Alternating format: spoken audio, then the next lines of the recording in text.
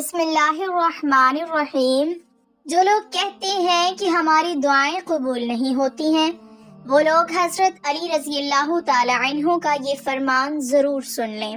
اور تمہارے رب نے فرمایا، مجھ سے دعا کرو میں تمہاری دعا قبول کروں گا۔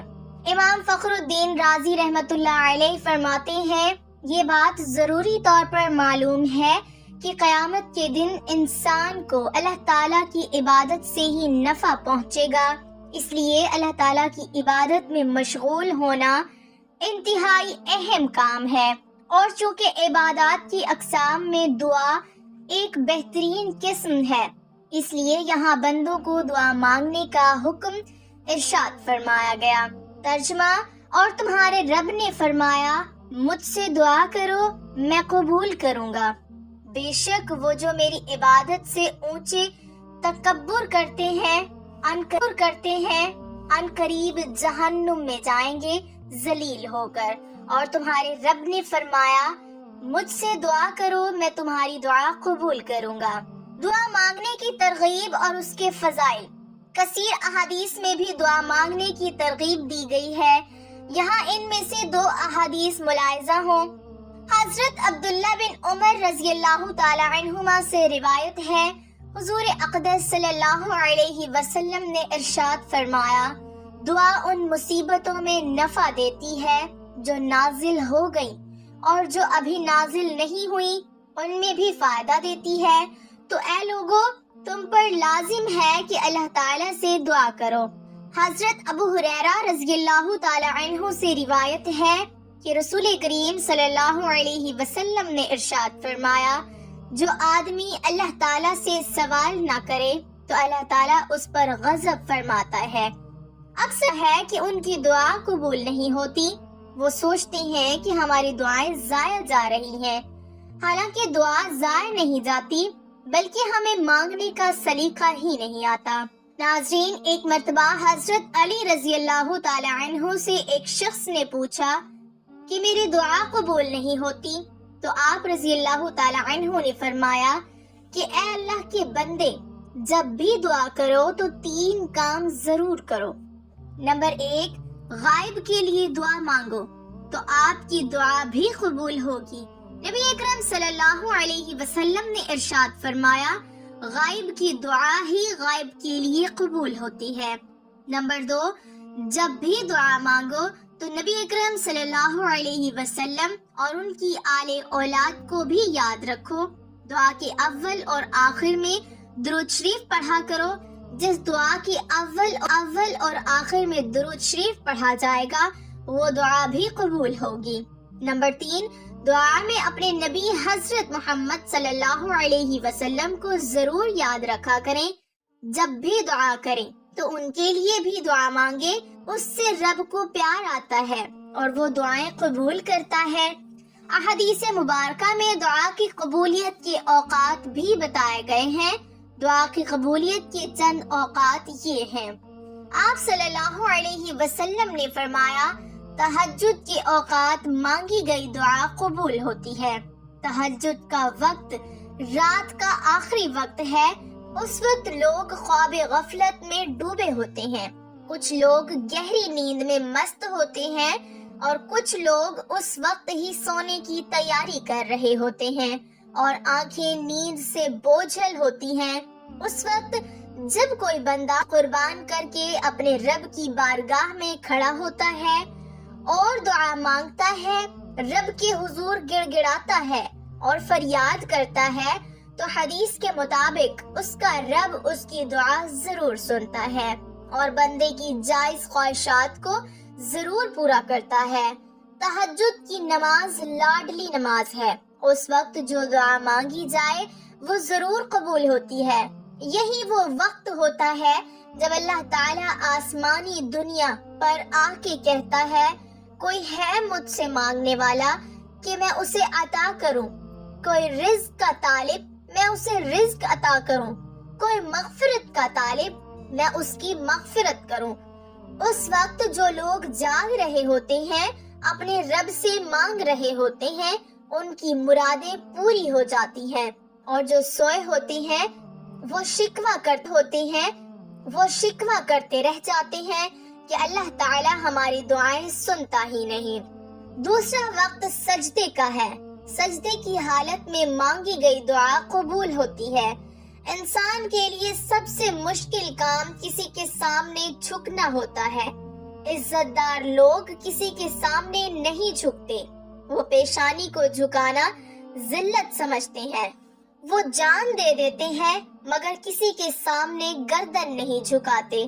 جس وقت انسان سجدے کی حالت میں ہوتا ہے اس پل میں وہ اپنے جسم کے سب سے بلند اور محترم عضو یعنی پیشانی کو اللہ کی بارگاہ میں جھکا کر زمین سے ٹیک رہا ہوتا ہے۔ اللہ کو اپنے بندے کی یہ عاجزی اتنی پسند آتی ہے کہ وہ اپنے بندے کی اس حالت میں مانگی گئی ہر دعا پوری کر دیتا۔ اللہ کو پسند ہے جو جھک گیا وہ مراد پا گیا۔ تیسرا وقت آذان کا ہے۔ آذان کے دوران مانگی گئی دعا قبول ہوتی ہے۔ آذان سے مراد وہ پکار ہے جو اللہ کی جانب سے اس کے حکم سے انسانوں کو نماز کے لیے دی جاتی ہے۔ اذان نام کامیابی کا ہے۔ اذان پکارتی ہے آئیے کامیابی کی طرف۔ جب انسان اللہ کے اس بلاوے پر لبیک کہتا ہے اور اس کا جواب دیتا ہے تو اس وقت اللہ نہ صرف انسان کی دعا سنتا ہے بلکہ اس کو پورا بھی کرتا ہے۔ چوتھا اور بہترین وقت فرض نماز کے بعد کا ہے۔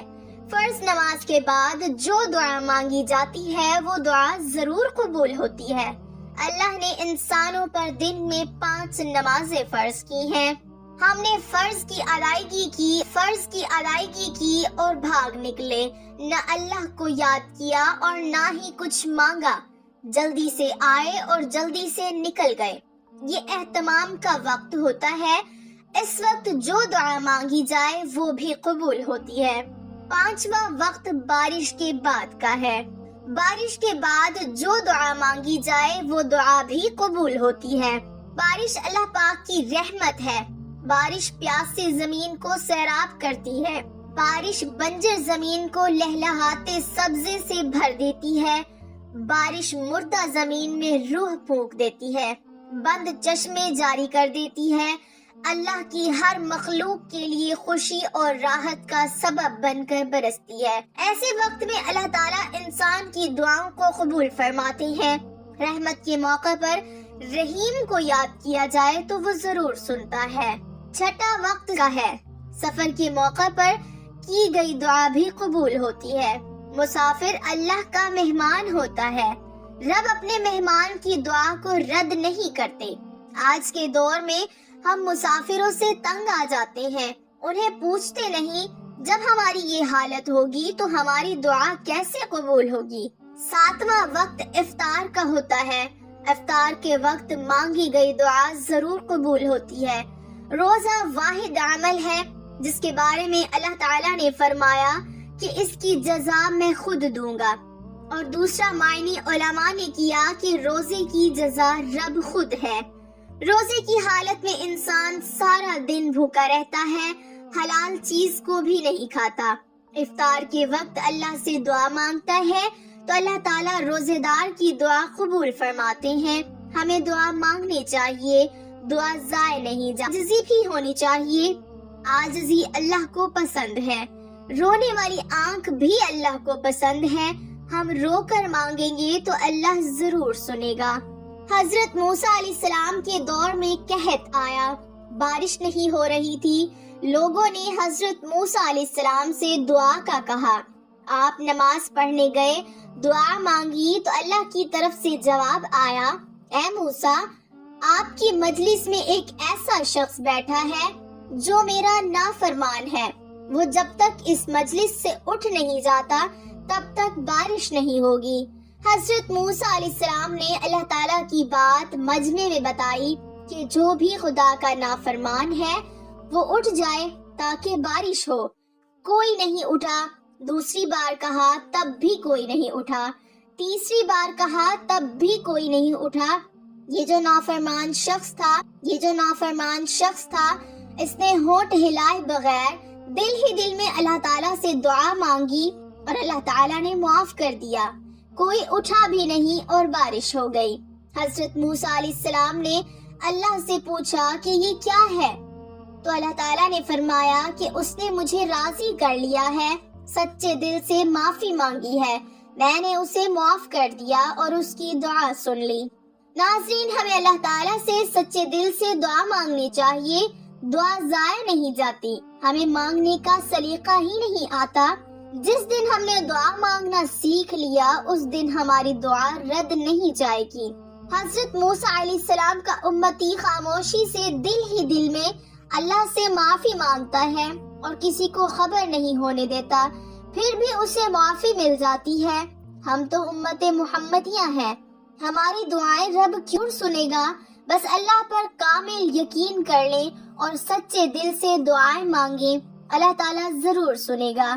اللہ تعالیٰ ہمیں دعا مانگنے کا سلیقہ عطا فرمائے، صرف اپنے در کا منگتا بنائے اور ہماری مانگی گئی ہر دعا ضرور قبول کرے۔